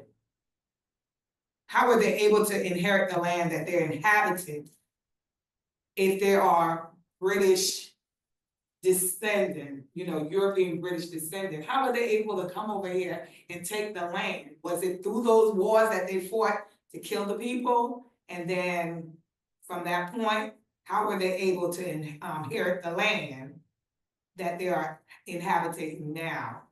And because the fact of they have these land, all these streets and buildings have been honored after their, actions. Well, okay, so there are a number of ways they did this. One was through warfare. One was through treaties that were often broken time and again, especially once we get to the Americans. They break a lot of treaties with the indigenous peoples. And some of it is even different ideas of land ownership and land usage. One thing to keep in mind is that for first the British and especially the Americans later on, they had a very different idea of humanity's relationship to the land for most indigenous groups. This was discussed a bit yesterday in our deeper dive, but for example, take South Carolina, right? In the 18th century, people were not really living, for example, in the Congaree swamp area. They might pass through it, they might live there briefly and then keep going, that sort of thing. But for English settlers, they're looking at this area and they're saying, how can we find ways to cultivate it and use it for our purposes? So your question actually invites a lot to think about, even in terms of the relationship to the land itself and how different peoples view the same parcel of land differently. Again, coming back to the United States for a second, the American government and the American people are thinking of land in a different way from many of the tribes, say, out west. This helps to explain the Indian Wars in the 19th century, for instance. And again, all of those broken treaties that we see time and time and time again in the 18th and 19th centuries. And even thinking about the relationship between the federal government and state governments with indigenous tribes today in the 21st century, too. All right. Okay, Queen Quake, go right ahead, please, with your question. Good evening, everyone. First, I want to thank you, Professor, for that little shout out about the Patriot. I'm in the Patriot. I was the Gullah Heritage Consultant for the Patriot. Nice. So of course I've seen the Patriot. And then I wanted to ask you, how do you spell Ona Judge's first name? Oh. Because she sounds like my type of person. Oh, it's spelled O-N-A. Okay, so I have it right. Thank you so much. I want to learn more In about. fact, there is a book, I'll put it in the chat right now. There's a book title, it's called Never Caught. I forget the author's name right now, but it's about Ona Judge and George Washington. And in fact, the reason Ona Judge left the Washingtons was not because of George, it was because of Martha Washington, who apparently was notorious for being very mean to the enslaved that they owned. Excellent, thank you. On that cheerful note, all right, okay, so I guess we'll go back to, was it Sumter? Okay, Sumter, go right ahead, please. Yeah, yes, thank you. They're maybe not taking their hands down, Robert. My name is Spring Johnson, and I am 9 years old. Why would white people want black people to do manual labor even though they could do it themselves? Okay, so that's an interesting question. Could you say that one more time, please? Why would the white people want black people to do manual labor even though they could do it themselves? Okay, so this is a great question, and okay, the question was, why would white people want black people to do manual labor for them when the white people themselves could have done it? Good question. And actually, that could be a whole class unto itself. But to make a very long story short, the problem all the European nations faced trying to colonize the Americas was a very simple one. Most Englishmen, Frenchmen, Spaniards, Portuguese folks, etc., surprisingly, did not want to travel thousands of miles away from home and live in a strange land. And so it was very difficult for them to get people to actually go across the ocean and live in, say, Virginia or South Carolina or Brazil or elsewhere and work, number one. Number two, the Europeans thought they solved this problem by trying to enslave the indigenous peoples, but thanks to warfare and disease, that didn't work out. Number three, they found a ready labor source in West Africa, with the European nations entering already existing slave trade networks. But what happened was that because the European need for enslaved labor in the Western Hemisphere was insatiable, those trade networks spiraled out of control and contributed to various wars throughout West and Southwest Africa. But to answer your question, I won't say it was European laziness.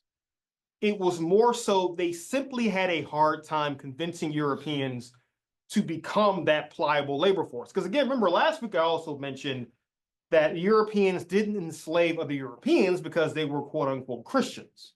And so they had to find a population that was non-Christian and was also skilled, and the Africans fit both of those qualifications.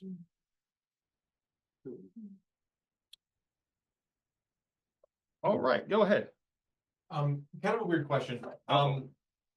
We've touched on it a little bit, but would it be a fair assessment to say that South Carolina's over-reliance on the slave trade ultimately hindered us economically as opposed to help us in the long term? No, that's Who's the us? I just South Carolina as a whole, I guess. well, I mean, I think that's a really good question, and I am tempted to say yes, except with the caveat that, well, I'll put it this way, and this is kind of a preview of next week's class. If the Confederacy had won the Civil War, then everyone would have said, oh, well, enslaved labor is the way to go. It worked for them. But we're looking at this from the perspective of a civilization where slavery was destroyed, through warfare and the like. But you're right. In one sense, it did hurt the state. I mean, in fact, the South itself has been hurt by this, not just by slavery itself, but by the racist ideology that undergirds it. I'll give you an example. The historian Gavin Wright, I'll put his name in the chat. Gavin Wright, Wright. Gavin Wright has written several books about the relationship between Southern history and Southern economics. And to your question, what he found was that in the 20th century, generations after slavery ended, at the height of the civil rights movement, it was very clear that the South was literally losing money because of Jim Crow segregation. Number one. Number two, what he also found was that many white Southern leaders knew this and did not care. Because for them, racism was more important even than the color of their money. So you're actually right about this in an even much broader way than you might imagine. Dr. Green, let me add that one of the points of the Modjeska School is to learn who made the rules and who benefited from them, what rules we live under now and who benefits from them. I may point out that we have an all-white legislature appointing everything today in South Carolina, the least number of unionized workers, et cetera, et cetera. So the benefits that you're talking about by being a confederacy of slave states is still benefiting the people that are running the state of South Carolina. We'll leave it at that. Okay, I know we're at 8:32 now. I'll take one last question because Charity's had her hand up for a while. So Charity, go ahead and we'll finish up with you. Okay. Hi. You said something just shocked me just now. You said I wasn't here on the first day of class. You said that they did not want to enslave the Englishmen because they were Christian. Right. Yes. But then they introduce that to the slaves in America, or were they already? Okay. No, I know where your question's going with this, right? So, make a long story short. The Europeans, when they began the slave trade in the 16th and 17th centuries, the argument was we can't really enslave people who are Christians because it's against our common law tradition. But what you're talking about is in later centuries, especially 18th and 19th, when the enslaved population in the United States is being Christianized. They're being taught Christian traditions, they're being taught parts of the Bible, they're being proselytized and so on. By that point, what has happened is the justification for slavery has shifted from explicitly religious connotations to more race-based connotations, that Africans are enslaved because they are an inferior race, because they are basically made to be enslaved people. And yes, we can teach them Christianity. We will teach them that so that they will think they'll be free in the afterlife. But in the here and now, they will be enslaved. And we'll also conveniently leave out those sections of the Bible that talk about fighting for your freedom. But that's an important question that we'll come back to next week as well. Okay. All right, so we are just about out of time. Do not forget, next week, Jessica Simkins School of Human Rights will be talking more about South Carolina and antebellum period and also the Civil War. And what you'll see once again is how this state has been heavily shaped by defending the slave trade, defending slavery. Yeah, go ahead, Brent. It's just people need to be patient as we unpack our history. We have people coming in that know more about anybody in this room about particular questions we're all looking for answers for. On our deep dive on the 23rd is a woman whose PhD and specialty is connecting racism and capitalism, and she started her studies in South Carolina, and she'll be presenting on a Sunday coming up that helps tie some of these knots together. And also, I think starting this Sunday is Bernie Gallman's African lectures, correct? Correct. Correct. That's at 6:30, and we've sent out a link that it was included in today's email. Excellent. So again, you've got plenty to look forward to, but please keep bringing the questions, keep bringing the heat. Until next Monday, have a good rest of your week, and I'll see you then.